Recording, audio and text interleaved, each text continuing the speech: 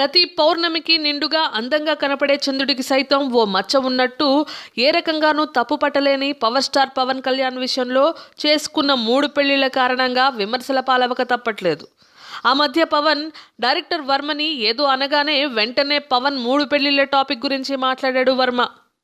సరే, ఈ విషయం పక్కన పెడితే తాజాగా పవన్ కళ్యాణ్ చేసుకున్న 3వ పెళ్లి కూడా ట్రబుల్లో పడిందట. తీన్మార్ సినిమాలో ఓ స్పెషల్ రోల్లో కనపడిన అన్నా లెజనేవాని 2013 సంవత్సరంలో పెళ్లి చేసుకున్నాడు పవన్.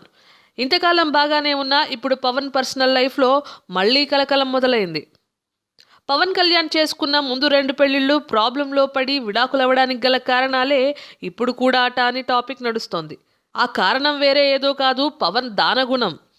తన మన పరాభేదం లేకుండా అడిగిన వారికి కాదనకుండా పవన్కు డొనేట్ చేయడం అలవాటు. ఈ అలవాటునే ఆయన లైఫ్ పార్ట్నర్ తప్పు పట్టడం జరుగుతోంది. పవన్ మొదటి భార్య నందినితో విడిపోవడానికి గల కారణాలు మిస్అండర్స్టాండింగ్స్ అని, కాదు డబ్బు లావాదేవీలు అని అంటుంటారు. ఇక రేణు దేశాయ్ విషయంలో పవన్ చేసే మితిమీరిన దాన గుణాల వల్ల పిల్లలు సఫర్ అవుతున్నారన్న కంప్లైంట్ వినపడింది. ఇప్పుడు అన్నా లెజనోవా కూడా సిమిలర్ ప్రాబ్లంని రేస్ చేస్తున్నట్టు సమాచారం. త్వరలో పెళ్లి తెగతెంపులు చేసుకుని రష్యా తిరిగి వెళ్లిపోయినా ఆశ్చర్యపోనక్కర్లేదు. మరి పవన్ ఈ పరిస్థితిని ఎలా ఓవర్కమ్ చేస్తాడో చూడాలి. Tollywood latest news. For more updates on anything happening in Tollywood, please like, share and subscribe to Tollywood latest.